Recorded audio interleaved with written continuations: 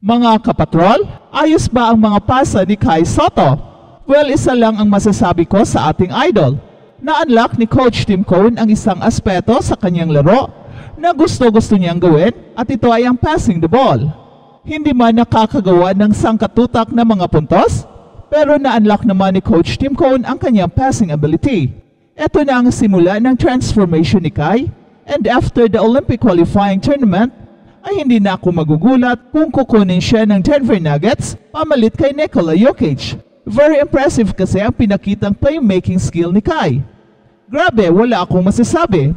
In fact, kahit ako na solid and #1 fan ni Kai Sotto ay hindi makapaniwala sa kanyang mga pinpoint passes resulted into a sure 2 points. Ito ang isa sa nagpapalito ng depensa ng Poland, kaya hindi nila malaman kung sino ang babantayan. Dahil kahit ang ating pinakamatangkad na player ay naghahanap ng open man. So in other words, ang strength ng present Gilas team ay nasa passing skill ng bawat player. Nandiyan si Junmar Fajardo na magaling rin pumasa, pati si Justin Brownlee ay pass first rin, kaya napakahirap bantayan ng Gilas dahil sa multi-skilled ang bawat players. Ang daming pasahan and there is really a conscious effort na hanapin ang open man for a very high percentage shot. But there is a catch there.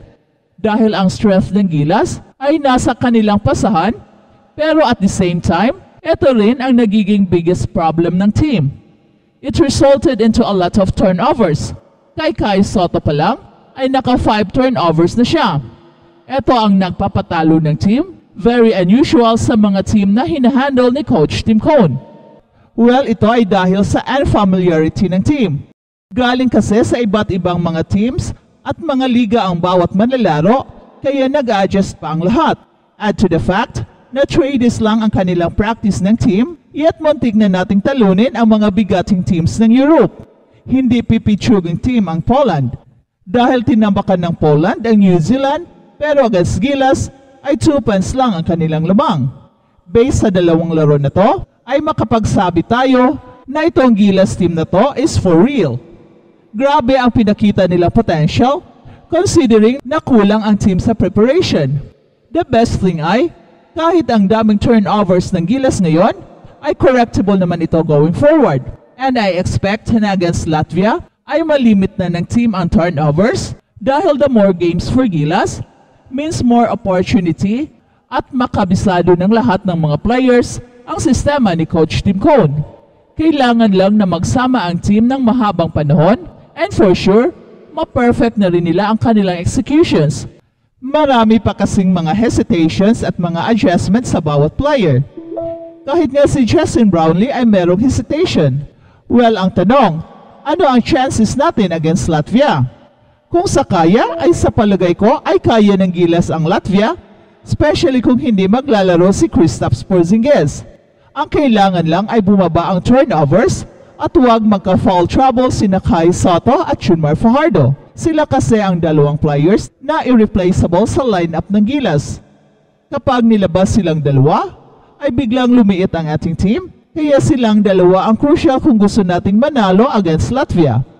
And another thing, kung titingnan mo ang development ng Gilas from the game versus Taiwan Mustangs, then against Turkey, hanggang sa game versus Poland, ay bawat laro ay nakukumbinsi tayo na kaya nila ang Latvia. Very evident kasi ang improvement as a team ng Gilas bawat laro at hindi may pagkakaila na si Kai Sotto ang pinaka-beneficiary sa system ni Coach Tim Cone. Nailabas kasi ni Coach Tim ang kanyang passing skill that shows kung gaano kataas ang kanyang basketball IQ.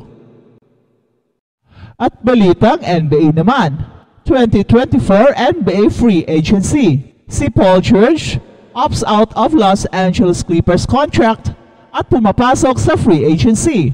Ang 9 na beses na NBA All-Star na si Paul George ay tumanggi sa kanyang $48.8 million option na maglaro para sa Los Angeles Clippers sa susunod na season, making himself one of the league's most coveted free agents.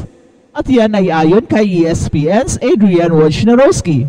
Ang 34 years old ay may average na 22.6 points, 5.2 rebounds, and 3.5 assists bawat laro noong nakaraang season. leading the Los Angeles Clippers to the first round of the playoffs, pero natalo sila ng Dallas Mavericks. Maaring mag-alok ang Clippers kay Paul George ng 4 na taong kontrata na nagkakahalaga ng $221 million na maximum, at ayon sa mga ulat, hindi sila handa na mag-alok ng higit sa 3 taon at $152.4 million extension na pinirmahan ni Kawhi Leonard. Paul George's decision to opt out will put the Clippers' intentions to the test. Paul George's suitors became clear hours later when he was reported to be taking meetings with the Clippers, Philadelphia 76ers, and Orlando Magic once free agency begins. At noong summer ng 2019, nag-trade ang Clippers kay Shai Gilgeous-Alexander, Danilo Gallinari, and the rights to 7 first-round draft picks for Paul George in the summer of 2019, as they were also in the process of recruiting Kawhi Leonard to Los Angeles Clippers. At nitong nakaraang season, unang beses na naglaro itong si Paul George ng higit sa 56 games sa isang season para sa Los Angeles Clippers. At noong 2021, pinangunahan ni Paul George ang franchise sa kanilang unang paglabas sa Western Conference Finals. Ang Philadelphia 76ers, na nagmamalaki as the only championship contender na may maximum salary cap space, ay matagal nang inaasahang nag-aalok para kay Paul George, at matapos sabihin ni Shams Charania ng The Athletic na malaki ang pagbawas ng interest ng koponan para kay Paul George, o baka dahil ang interest ni Paul George para sa 76ers ay nabawasan din. Si Philadelphia 76ers star na si Joel Embiid ay hayagang nagre-recruit kay Paul George patungo sa Philadelphia 76ers ng live sa TV ng NBA Finals.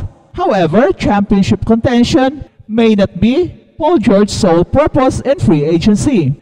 People saying chasing a championship, it's not that, but it's playing the right style of basketball is what I'm chasing.